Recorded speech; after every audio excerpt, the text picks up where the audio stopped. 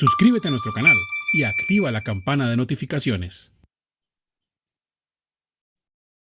Suscríbete a nuestro canal y activa la campana de notificaciones. Suscríbete a nuestro canal y activa la campana de notificaciones. Bienvenida a toda nuestra audiencia Actualícese que se conecta a esta hora del día con otra conferencia Actualícese. Esta vez el doctor José Hernando Zuluaga con la segunda parte de su tema Retos de gobierno frente a los beneficios fiscales vigentes. Recordemos que el doctor Zuluaga tiene gran experiencia en el tema de la contaduría pública, también es administrador de empresas. El doctor Zuluaga ha pasado por labores que corresponden al contador público, pero también a temas como la revisoría fiscal, ha sido asesor consultor empresarial en empresas de alto calibre y también fue director de la carrera de Contaduría Pública de la Universidad Javeriana de Cali por 4 años. Hoy el doctor José Hernando Zuluaga se desempeña como fundador y CEO de Actualícese y nos estará hablando de este tema tan importante para el futuro del país, que son los retos del nuevo gobierno. Doctor Zuluaga, bienvenido a esta segunda parte y me encanta escuchar. Gracias, Cristian, y gracias a todos los que nos colaboran. Vamos precisamente a tomar este tema, una segunda parte de este tema que es de gran importancia y de gran actualidad. Muchas gracias, doctor Zuluaga.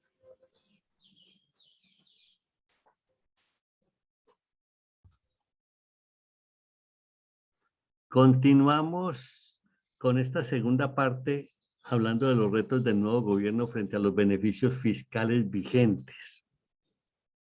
Cuando hablamos de beneficios fiscales, estamos hablando de aquellas ventajas tributarias que hay para ciertos sectores, para las personas naturales, para quienes pagan y reciben dividendos, en fin, para los diversos personas que tienen que ver con la tributación y los beneficios precisamente que pueden obtener en este momento y que posiblemente sean modificados con la reforma.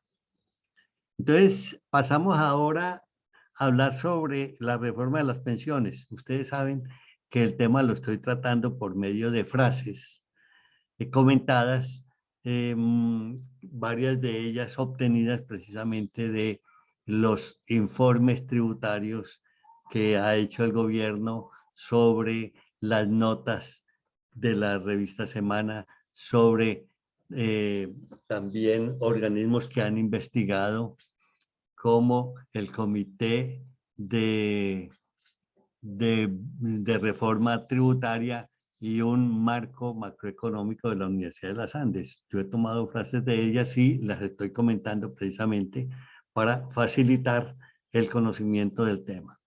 Entonces, sobre la reforma de las pensiones, vamos a ver si allí hay beneficios tributarios para determinadas personas o hay equidad y equilibrio en el impuesto. La mayor inequidad en el sistema tributario colombiano es el tratamiento tributario de las pensiones. Fíjense, esta afirmación es muy grande y vamos a ver por qué lo dice. El gobierno está subsidiando de forma efectiva las pensiones y dicho subsidio es superior para los individuos más ricos. Aquí lo que duele muchas veces sobre estos temas es que sean unos que se beneficien más que los otros, y obvio, el que tiene mayores ingresos pues se está beneficiando más. Las pensiones en sí siguen en gran medida libres de impuestos. El gobierno subsidia los ahorros pensionales, siendo este un subsidio regresivo. Muy pocos miembros de los hogares de bajos ingresos disfrutan de una pensión. Es que aquí es donde falla la equidad. Hay tantos que ni siquiera tienen derecho a una pensión, que obviamente esto les afecta socialmente, les afecta económicamente, apenas sobreviven, y quienes han tenido unos altos ingresos disfrutan sin apoyar a los pobres con los impuestos que deberían pagar. Muy pocos hogares de bajos ingresos disfrutan de una pensión, esto es clarísimo. La deducción de los ahorros pensionales voluntarios conviene reducirla y la pensión misma puede ser gravada a las personas naturales. Estas son propuestas que están en el ambiente. En una reforma pensional se debe evitar la doble tributación de tales ahorros, esto es, que sean gravados en primer lugar cuando se efectúan los ahorros pensionales y nuevamente cuando dichos ahorros son retirados a modo de pensión. Conviene es gravar las pensiones más altas, de más de 10 millones, dado que en Colombia hay aproximadamente 25.000 personas que tienen pensiones de más de 10 salarios mínimos. Sería esta una tributación muy importante. Entonces, aquí no entraría el temor de quien tiene unos ingresos en pensiones menores de 10 millones que pueden estar preocupados con esta decisión que posiblemente tome el gobierno. Hay pensiones exentas del impuesto de renta. Actualmente deben declarar renta los pensionados de acuerdo con las normas vigentes que están declarando como personas naturales. Con relación al IVA, veamos a ver qué sucede con relación a los beneficios tributarios. El IVA en Colombia está entre los sistemas con peor desempeño según la OCDE. El 62% de todos los ingresos potencialmente gravables con IVA, según la OCDE, no lo están en Colombia. El IVA en Colombia se impone una carga significativa sobre los negocios, un 19%. Es muy alto. Si se hace modificación al régimen actual que ofrezca a los contribuyentes la oportunidad de tomar como descontable el IVA pagado sobre la inversión y la declaración de renta, el IVA deberá acompañarse de reglas transitorias, dado que las empresas que tienen créditos del impuesto de renta de personas jurídicas no utilizados por el IVA, pagados en la inversión de activos fijos, realizadas antes de la reforma que se proponga, deben mantener el derecho al uso de dicho beneficio con el fin de reducir su responsabilidad en materia de impuesto de personas jurídicas. Simple. Supongamos que se modifica el régimen actual que ofrece a los contribuyentes la oportunidad de tomar como descontable el IVA pagado sobre la inversión declarada en la declaración del IVA. Entonces, debe acompañarse de un proceso de normas transitorias para que no estén afectados quienes ya tienen derecho al beneficio, no sean afectados en forma total en el momento en que se haga la reforma. Eso es lo que se está proponiendo. Se propone que el IVA pagado por las nuevas inversiones deba acreditarse contra el IVA generado en las ventas. El diseño actual del IVA no promueve mejoras para la salud de la población ni para la sostenibilidad ambiental, que son áreas precisamente en las cuales va a trabajar mucho el gobierno. Es necesario expandir la cobertura de transferencias sociales e incrementar el valor de las compensaciones del IVA para ayudar a reducir aún más los niveles de pobreza. De manera que la reforma del IVA da también espacio. Sin embargo, hay quienes proponen que por ahora tomen el impuesto de renta, el impuesto al consumo, el régimen simple y que se le haga reforma a esto y que el IVA se deje para después. Estoy casi seguro de que la reforma que va a venir viene con todos los fierros, viene en tal forma que incluya todos los elementos que deban tenerse en cuenta. No creo que esa recomendación de que se deje para después del IVA lo vayan a tomar. La tarifa reducida del IVA puede incrementarse, o sea, en la tarifa reducida es las que tienen el 0 y la del 5. El país podrá adoptar una tarifa diferenciada que oscile entre el 10 y el 12.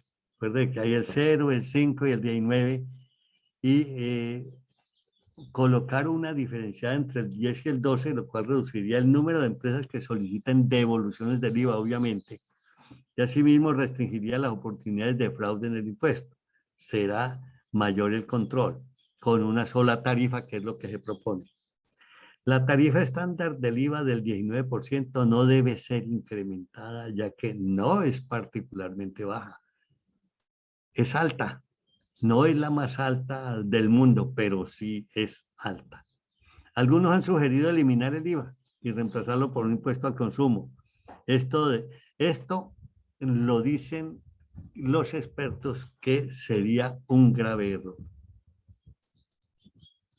Se propone eliminar las exenciones del IVA para revistas. El fundamento debe ser que no hay una concepción clara de lo que son las revistas, lo que constituyen las revistas, el apoyo que da la revista al conocimiento, etc. Las tasas efectivas de tributación actualmente en Colombia para las sociedades desincentiva en forma evidente la inversión entrante. O sea, el que va a invertir no tiene un incentivo claro cuando ve una tarifa tan alta del IVA. Hay una propuesta que indica que se debe acabar con los 3 días sin IVA. Dan una cantidad de argumentos, esos son argumentos no son muy acogidos por el sector comercial, obviamente, pero habrá una discusión seguramente sobre el tema y se llegará a un acuerdo. Lo que sí estoy seguro es que van a quitar los 3 días sin IVA. Veamos lo del régimen simple. ¿Es para reformarlo o no? El régimen de impuestos corporativo estándar, que así se llama el simple, suele complementarse con un régimen del impuesto presunto, como el simple, el cual está enfocado en los pequeños negocios. Este régimen simple está enfocado a los pequeños negocios. El diseño del simple todavía puede mejorarse. Después que los negocios elijan el sistema, estos deben tener la obligación de permanecer en el régimen por un periodo de tiempo específico, lo cual no está claro en el estatuto tributario actual. El simple o el régimen simple debería incluir a todas las pequeñas empresas de todos los sectores de la economía, no segmentarlo para unas empresas, sino para otras.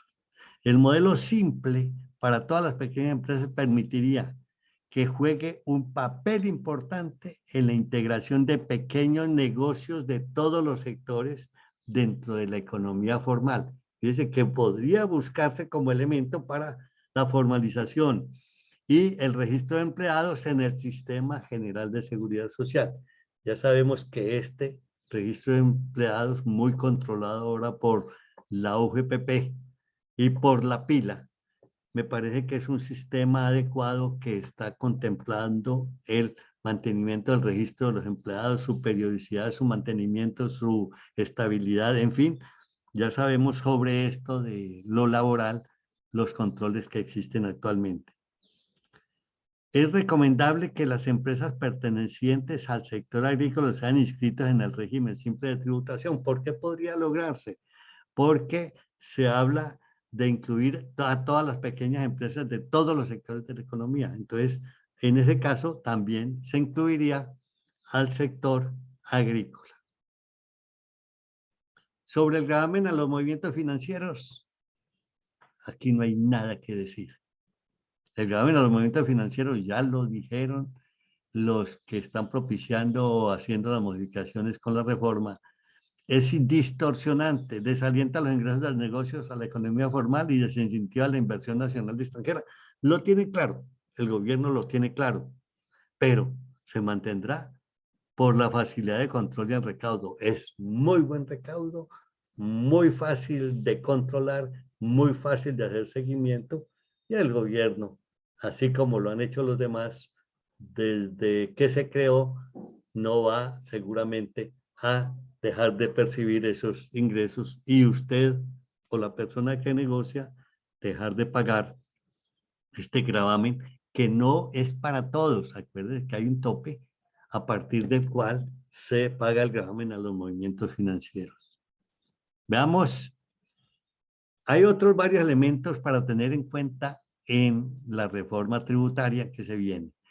Se propone que en lugar de introducir nuevos beneficios tributarios en Colombia, se simplifique en forma fundamental su régimen de impuestos a las sociedades y reducir su tarifa tributaria estándar. La tarifa tributaria estándar del año 2022 es el 35% para las sociedades.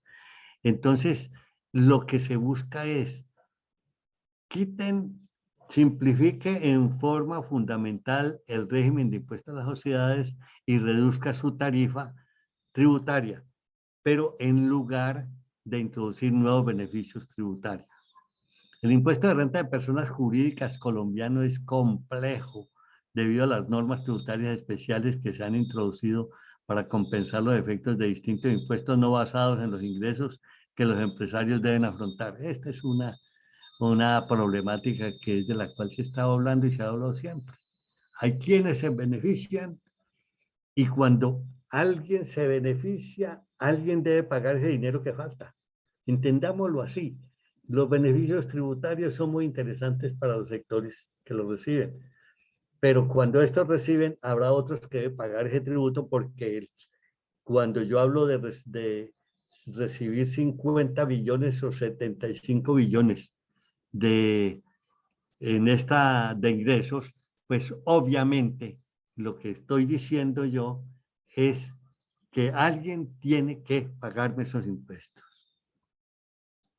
Las tasas efectivas de tributación en cabeza de los negocios son muy variadas, tanto entre los distintos sectores como dentro de cada uno de estos. Es muy difícil en Colombia saber cuál es la tasa efectiva de tributación. Se sacan unos promedios y entonces dice que es el 70, 71, 72, 73%, que es distinto de la tasa de tributación del 35 cuando se habla de la nominal. Entonces aquí estamos de la tasa efectiva de tributación, pero no podríamos decir qué tipo de negocio para un hotel es distinto de lo que puede suceder para una empresa editora o para una empresa comercializadora o para una empresa industrial. Esa tasa efectiva de tributación es distinta, sale promediada, pero me parece que no tiene ninguna lógica. Cuando no hay un estándar, no se ha equilibrado esta situación. La división existente en Colombia de los ingresos en las categorías no gravables y exentos no es una práctica empleada por ningún país de la OCDE, lo cual refleja la complejidad del sistema tributario, ya lo hemos dicho. La cantidad de artículos que tienen el Estatuto Tributario colombiano.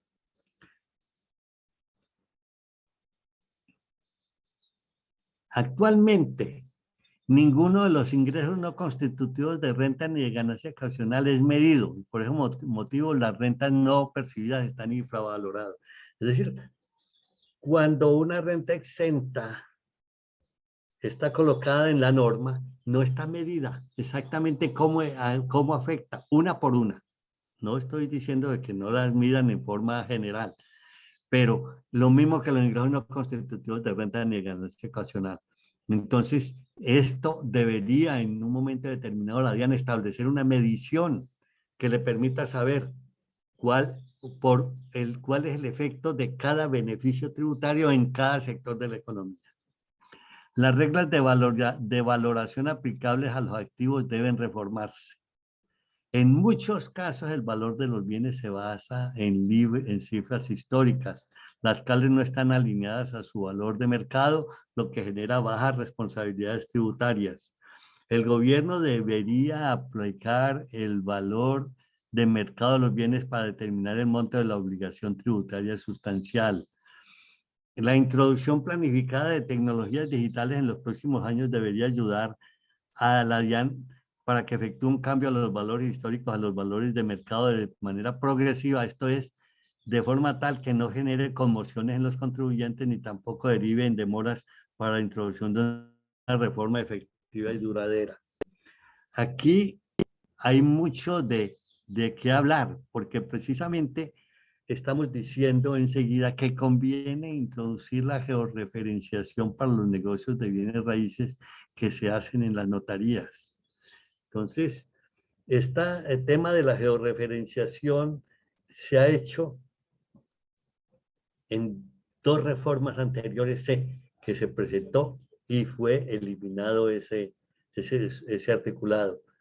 ¿Por qué? Porque la georreferenciación va a permitir que una finca, un terreno, una casa que se escritura por 20 millones y su valor comercial es 100, obtiene su avalúo catastral en 20 millones y su valor comercial es 100, pues estará pagando impuestos sobre los 20, no sobre los 100. Con la georreferenciación, y entonces aquí se está proponiendo que esa georreferenciación de los valores históricos o los valores catastrales se haga en forma progresiva. Es decir, vamos a hacer una propuesta, es decir, que si usted tiene de 20 millones de valor catastral y el valor comercial es de 100, si el negocio se hace en el año 2023, se incrementa en un 20%, en el 2024 un 40% y así sucesivamente, pero no en forma total porque afectaría de pronto los negocios, en el país. La extensión del impuesto de renta de personas jurídicas para los centros de distribución logística internacional debe eliminarse debido a que este beneficio tributario no es compatible con las tendencias internacionales de un impuesto mínimo global. Acuérdense que yo estoy tomando estas informaciones de las publicaciones que se encuentran en revistas, en libros, en comité de expertos tributarios o o estudios macroeconómicos hechos por la Universidad de los Andes. Entonces, todos estos comentarios los hacemos con base, tomando estos puntos y hacemos los comentarios correspondientes. Ahora sí, veamos la reforma tributaria del sector agrícola. Los beneficios tributarios enfocados al sector agrícola pierden su objetivo en muchos casos y no llegan a los negocios y campesinos que requieren más apoyo. De esto no hay la menor duda. Se propone que el gobierno desarrolle un plan de acción para abordar los problemas del sector agrícola en forma directa, específica. El costo de la mano de obra deducible del impuesto equivalente al 40% de los ingresos gravables para los agricultores debe eliminarse. Estamos hablando de beneficios tributarios, un beneficio tributario que no tiene por qué existir. El gobierno debe animar a los empresarios del sector agropecuario a organizar sus actividades de manera que sus trabajadores entren a la economía formal, coticen y se beneficien de los sistemas de salud y pensión. Se debe incentivar a los campesinos a registrar sus propiedades con el fin de mejorar la estabilidad doméstica y reducir la probabilidad de desalojos. El gobierno debería facilitar el registro de las propiedades reduciendo los costos tributarios y no tributarios de la actividad. Son numerales bien interesantes porque a mí me parece que el sector agrícola no hay la tecnología para incorporarlo en la economía global. La información que se da es muy reducida cuando hablamos de propietarios de 10 hectáreas o menos o de 5. Realmente estamos hablando de una economía desconocida, no sé yo que participen de la economía del país, que apliquen las normas. Adicionalmente, un mayordomo o una persona que vive en la casa no tiene idea del mundo que lo rodea y esto es muy importante que la gente empiece a despertar y a darse cuenta en qué mundo vive. Otros beneficios tributarios evidentes que requieren ser reformados. Se requiere un reporte de la DIAN en relación con los beneficios tributarios, ya lo hemos dicho, incluyendo una descripción, lo mismo que una lista completa de ellos con análisis de los efectos en el sistema tributario, haciendo referencia al código legal de que disponen. Esto ya lo habíamos comentado. Para analizar los efectos económicos de los beneficios fiscales debe enfocarse la DIAN no solo en los salarios, ingresos comerciales y rentas de capital personales, sino que también debe orientarse en las pensiones. Estamos hablando de la dirección hacia las personas naturales, que actualmente gozan de un tratamiento tributario generoso, el cual beneficia en mayor medida a los hogares con altos ingresos, y que además permite a los empleadores la posibilidad de efectuar contribuciones libres de impuestos por aportes a fondos de pensiones, seguros, salud y gastos educativos para sus empleados. Ya esto lo había hecho como comentario antes. Se debe establecer que los gastos en las sociedades puedan ser deducibles cuando son pagados en forma electrónica y son verificables mediante factura. Esto ya se introdujo con la factura electrónica, ya hay un muy buen control y con la nómina electrónica, muy buen control. Sabemos precisamente que la DIAN ha venido trabajando para mejorar la inteligencia artificial y tener una base de datos sólidos con los cuales haga inteligencia artificial y logre mejorar la información. se requiere evaluar si una reforma de ampliación de la base impositiva podría ir de la mano de una reforma que reduzca las tasas impositivas en el mediano plazo e igual el tratamiento impositivo en los diferentes tipos de ingresos personales. Yo creo que hacia allá debe tender una reforma. Esto es una reforma con ampliación de la base impositiva para ir de la mano de una reforma que reduzca las tasas impositivas. Eso es lo que se debe buscar. Las normas de residencia fiscal deben revisarse y posiblemente reformarse de conformidad con las principales prácticas internacionales. Y terminamos indicando que conviene acabar con las tarifas reducidas del impuesto de renta de personas naturales jurídicas. Las tarifas reducidas es cuando ya hablo del 0, cuando hablo de la tarifa del 9, cuando hablo de una tarifa del 20. Es decir, estas tarifas reducidas. Ahora, ¿qué consejo a quienes han escuchado esto se les puede dar? Se les puede dar es que empiecen a hacer provisión de aquellos beneficios que han obtenido.